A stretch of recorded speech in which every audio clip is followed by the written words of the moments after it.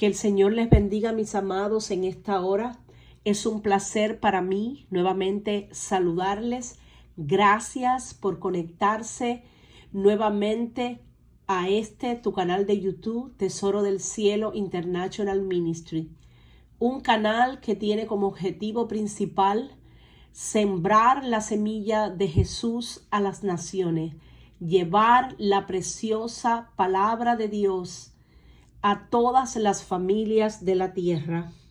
Comenzamos este estudio leyendo el Salmo 6, que comienza con este título: Oración pidiendo misericordia en tiempo de prueba. Al músico principal en Nehinot sobre Seminic, Salmo de David. El Salmo 6 pone en evidencia y al descubierto el lamento real del rey David cuando se dirige al Señor, mientras su corazón se consume con pensamientos sobre sus enemigos. David estaba deprimido. Podemos sentir la ansiedad, el miedo y la tristeza en sus palabras. El Salmo 6 es conocido como el primero de los 7 salmos, que es un cántico de confesión y de humildad. Ahora bien, vamos a detenernos acá. El músico principal en Nehinot sobre Seminic, Salmo de David. En el libro de las Crónicas se dice que Asaf era descendiente de Gersón, hijo de Leví, y se le identifica como miembro de los levitas.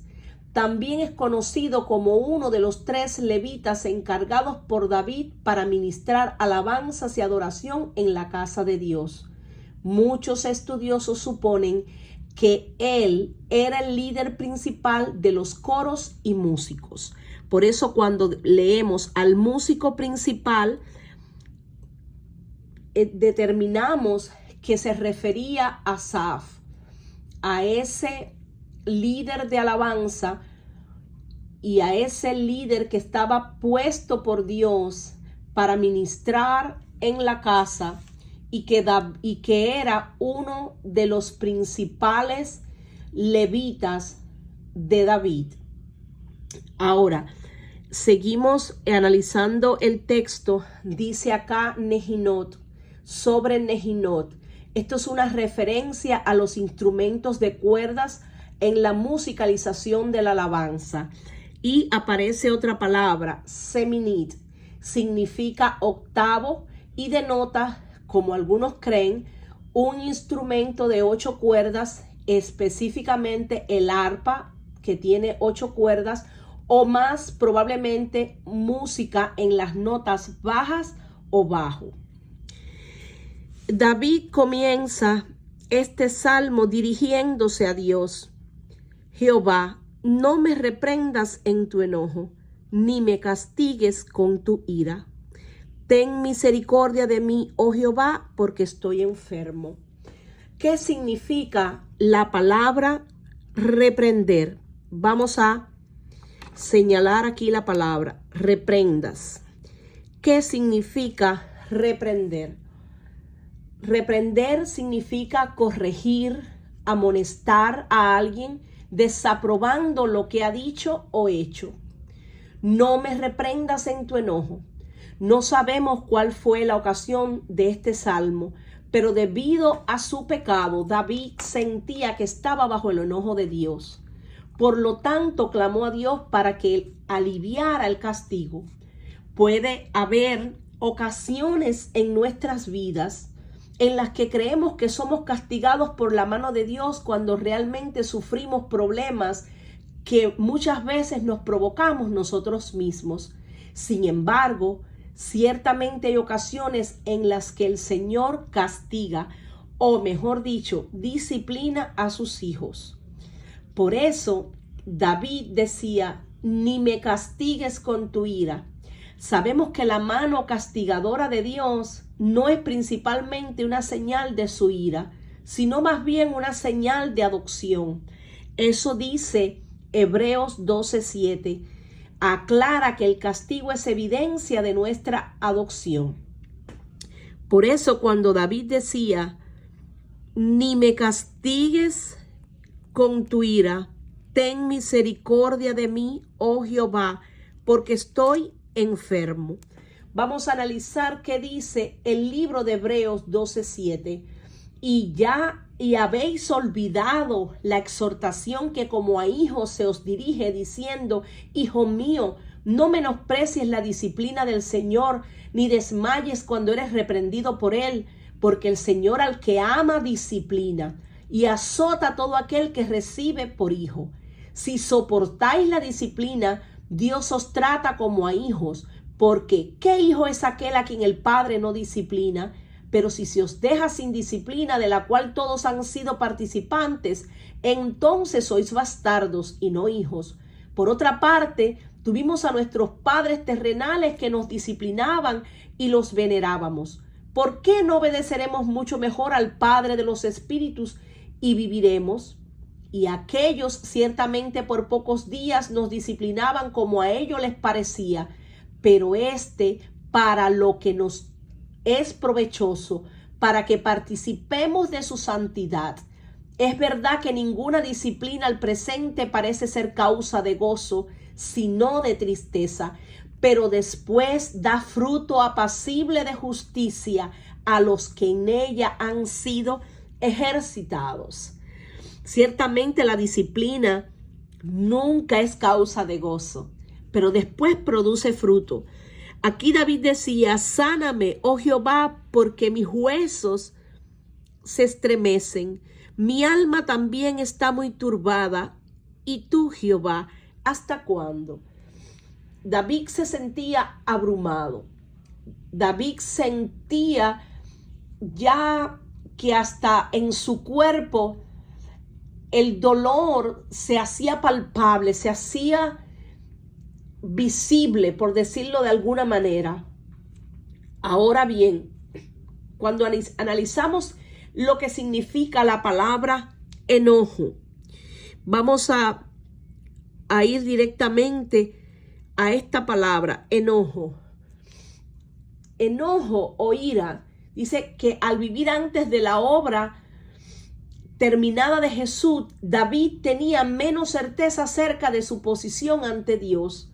De este lado de la cruz sabemos que todo el enojo que Dios tiene hacia el creyente se derramó sobre Jesús en la cruz.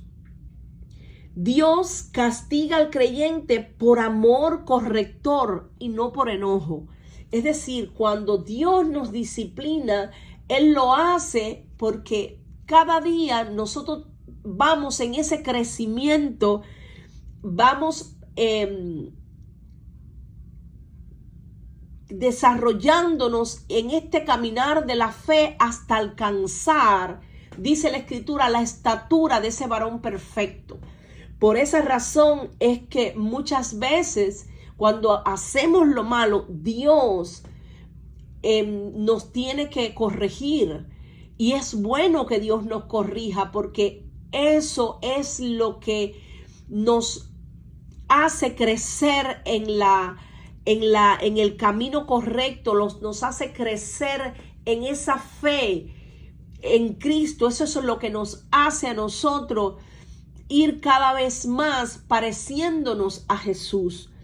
Dios, cuando nosotros venimos a los pies de Cristo, venimos en nuestra condición, pero Dios no nos quiere dejar así. Venimos con todos los malos hábitos que hemos aprendido del mundo, y Dios pues va transformándonos. Somos transformados en este caminar, como dice la Escritura, de gloria en gloria, de poder en poder, de victoria en victoria.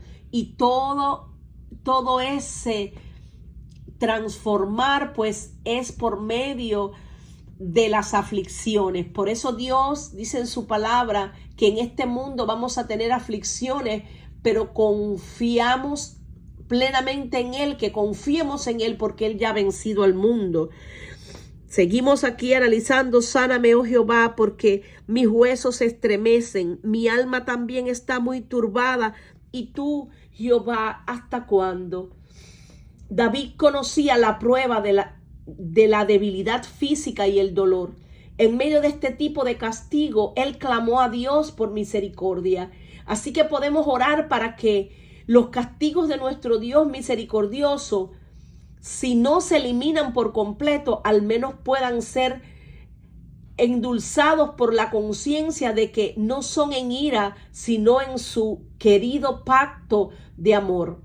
Pero hay otra cosa que a mí me llama poderosamente la atención, y es que cuando analizamos en la Biblia, dice que Jesús, siendo varón perfecto, siendo Dios mismo, fue perfeccionado por medio de aflicciones. Pues cuánto más nosotros también tenemos pues que pasar por muchas aflicciones para poder ser perfeccionados.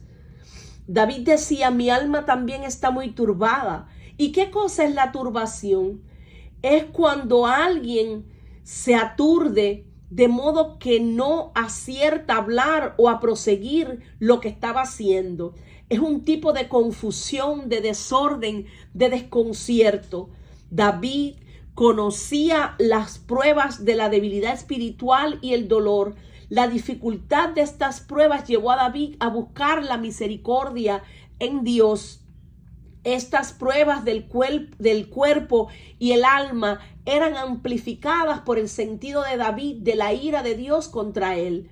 Cuando no confiamos en el amor y la ayuda de Dios, incluso las pruebas más pequeñas se sienten insoportables.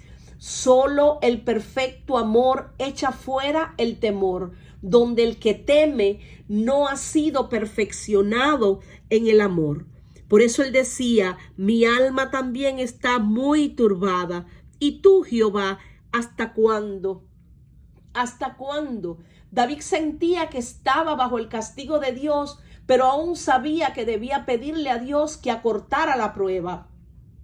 Hay un lugar para la humilde resignación al castigo, pero Dios quiere que anhelemos un terreno más elevado y que usemos ese anhelo como motivación para buscarlo y corregir las cosas con él. David parece sentirse dolido por el resultado de su pecado más que por el pecado mismo. Idealmente todos estamos terriblemente afligidos por el pecado mismo, pero hay algo que decir a favor de la confesión y la humildad por el resultado de nuestros pecados. La urgencia y la súplica de David era evidente. Por eso es que él decía, vuélvete, oh Jehová, libra mi alma, sálvame por tu misericordia, porque en la muerte no hay memoria de ti. En el Seol, ¿quién te alabará? Ahora vamos a señalar acá esta palabra, vuélvete, toda esta frase, vuélvete Jehová, libra mi alma, sálvame por tu misericordia. En su agonía David suplica por liberación, pero sobre la base de la misericordia de Dios, no de su propia justicia. David sabía que el castigo del Señor era justo, pero también sabía que Dios es rico en misericordia. Por eso aquí hay un ruego, vuélvete. También esto muestra que David se sentía distante de Dios. Esto era parte de la agonía del juicio. Cuando sentimos que Dios está cerca de nosotros, sentimos que podemos enfrentar cualquier cosa. Pero cuando sentimos que Él está lejos de nosotros, nos sentimos débiles ante la prueba, por pequeña que sea. Por eso David decía, sálvame por tu misericordia. Esta nota de confesión de pecado no es fuerte en este salmo de penitencia, pero no está ausente. El hecho de que David apeló a la misericordia de Dios en busca de liberación era la evidencia de que él estaba consciente de que no la merecía. La conciencia de David estaba abrumada, estaba intranquila. Por esa razón, él necesitaba apelar a la gracia para moderar, disminuir de cierta forma la disciplina que sabía que él se merecía. Por eso, cuando analizamos el verso número 5 dice, porque en la muerte no hay memoria de ti. En el Seol, ¿quién te alabará?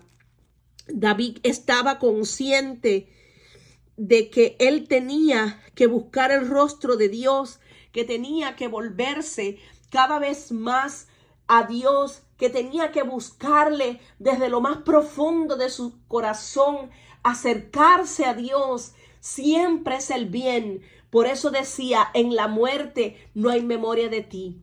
Sería incorrecto tomar estas palabras de angustia de David como evidencia de que no hay vida más allá de esta vida. El Antiguo Testamento tiene una comprensión vaga del mundo del más allá. A veces muestra una confianza clara. En Job 19:25, Job decía, yo sé que mi Dios vive, sé que triunfará sobre la muerte y me declarará inocente. Él me declarará inocente. En otra versión es, yo sé que mi Redentor vive.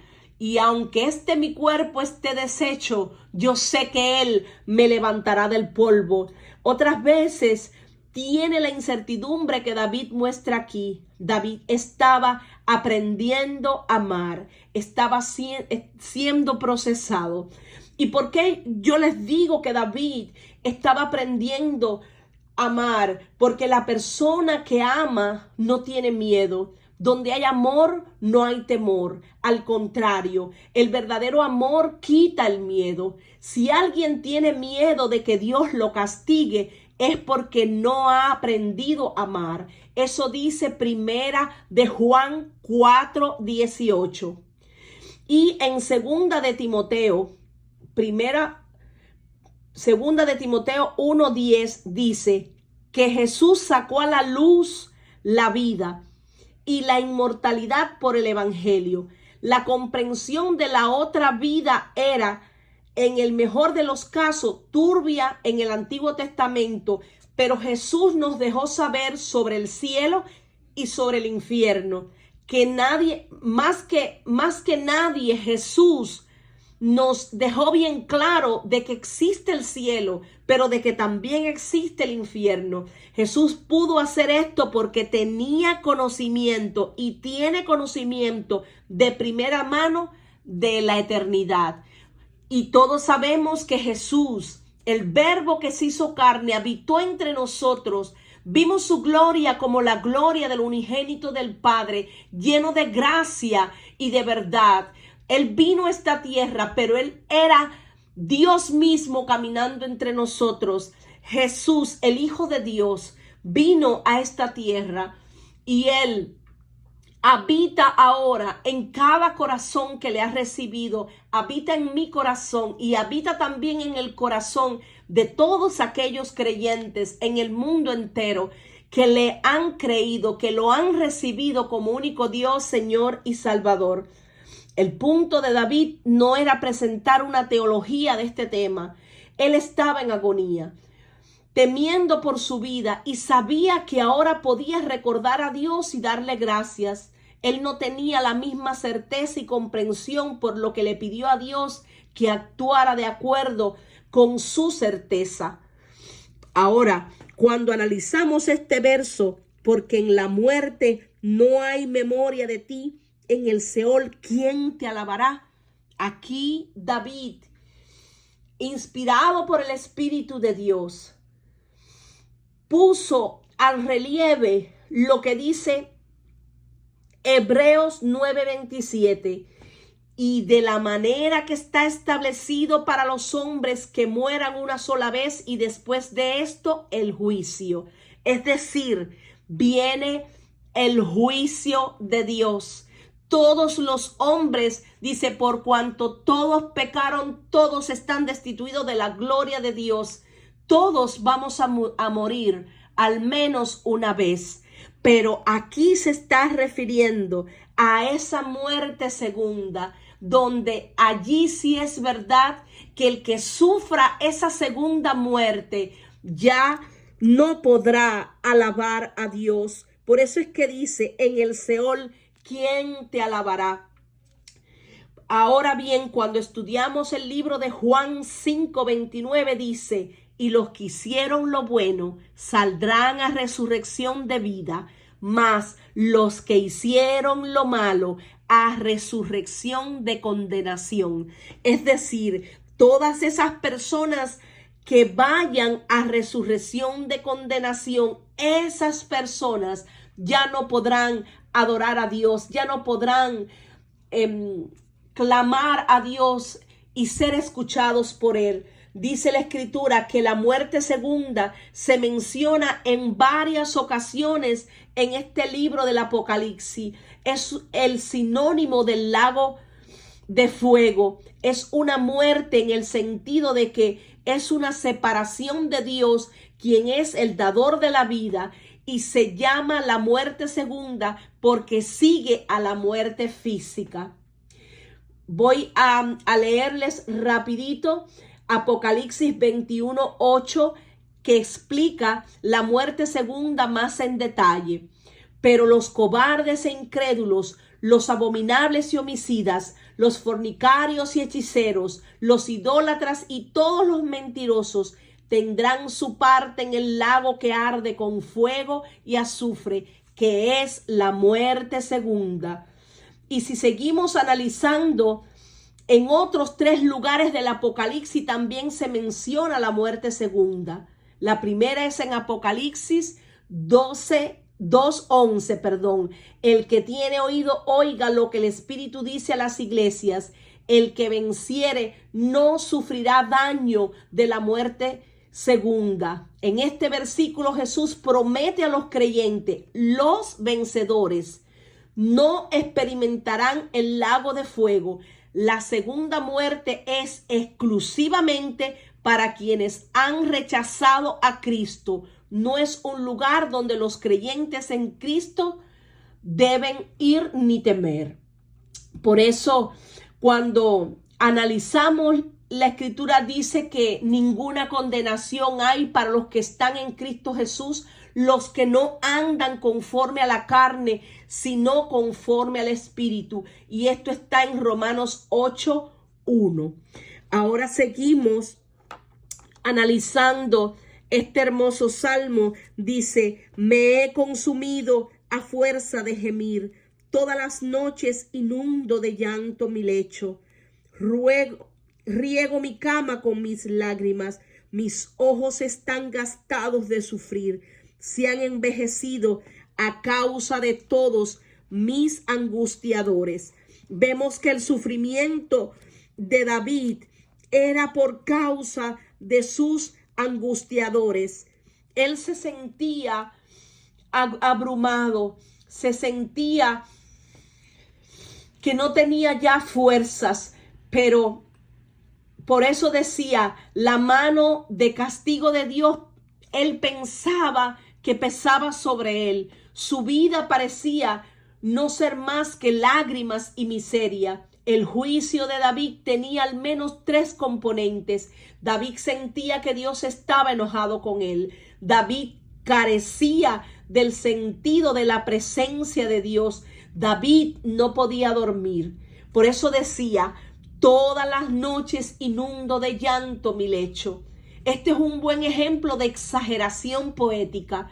David no quería que creyéramos que su cama flotaba en un charco de lágrimas en su habitación. Por ser literatura poética, la entendemos según su contexto literario. Así es como entendemos la Biblia literalmente, de acuerdo con su contexto literario.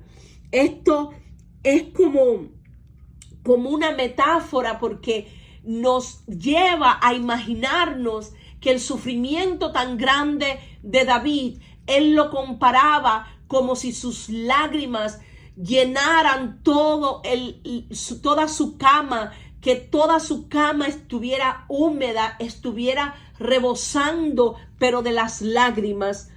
Algo exagerado, pero David se sentía humillado, tanto que la presencia de sus enemigos ya no lo impulsaba a tomar la victoria. Él estaba desanimado, él estaba deprimido, él se sentía que por esos angustiadores, esas personas que de cierta manera lo hacían sentir mal, esas personas constantemente él pensaba en todo lo que decían, en todo lo que hacían, y por eso había perdido de cierta manera el enfoque en Dios, había perdido el enfoque en aquel que podía redimirlo. Por eso es que en un momento determinado él se sentía como hundido literalmente en ese mar de lágrimas, así como Pedro cuando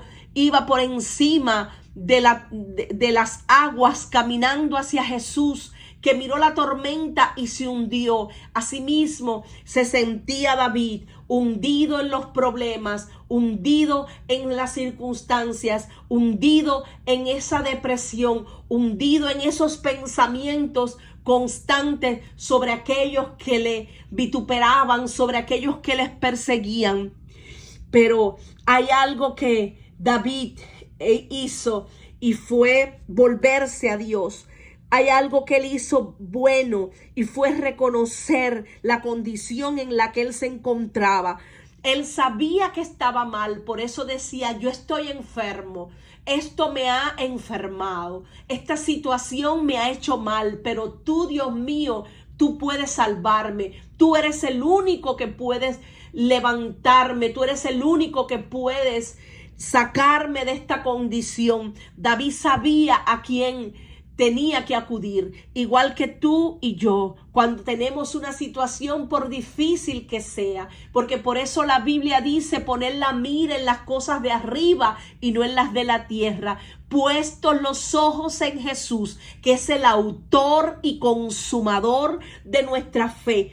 Porque si miráramos a los pecados, ¿quién se va a mantener en pie? Si Dios mirase a nuestros pecados, ¿quién se va a mantener en pie? Nosotros solamente podemos mantenernos en pie cuando estamos de rodillas ante Dios, cuando clamamos a Él, cuando corremos a sus brazos de amor.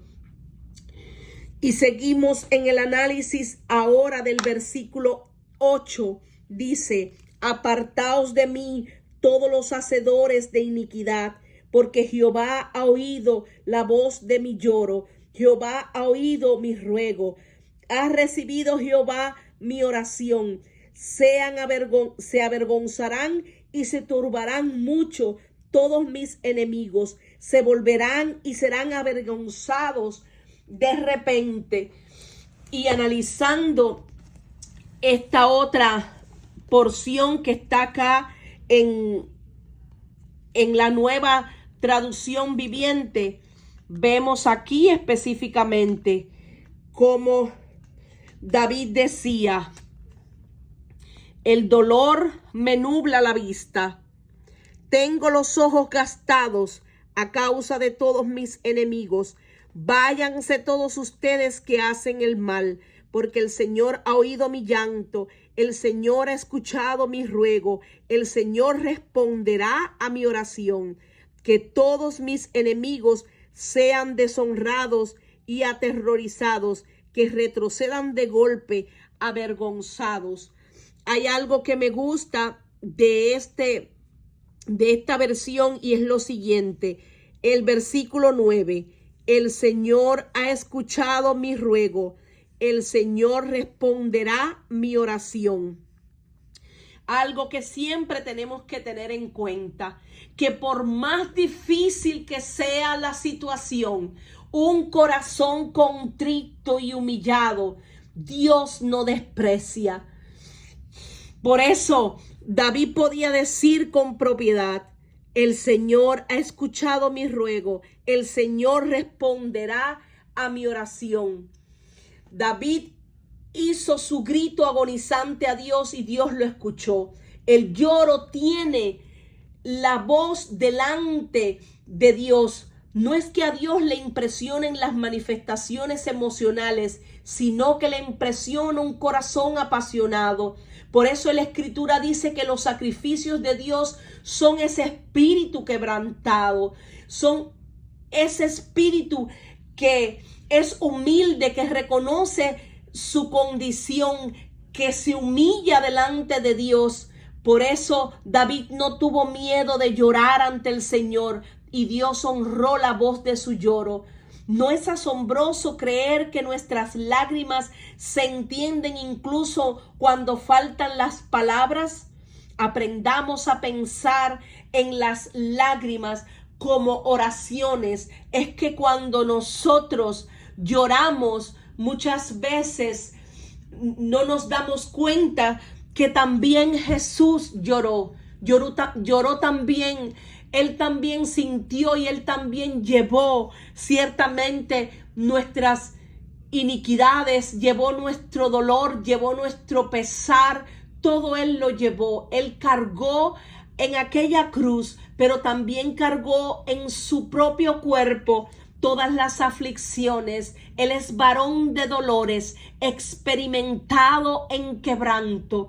Él sabe cómo sanar nuestra herida, porque Él sana a los quebrantados de corazón y Él venda sus heridas. David sabía que cuando Dios lo escuchara, Él iba a contestar su oración.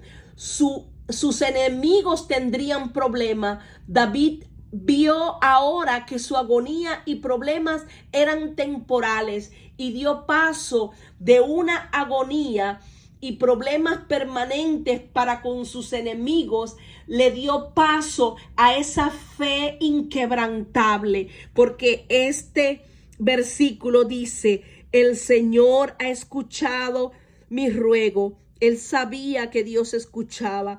El Señor responderá mi oración. Él sabía que su oración nunca se quedaría sin respuesta.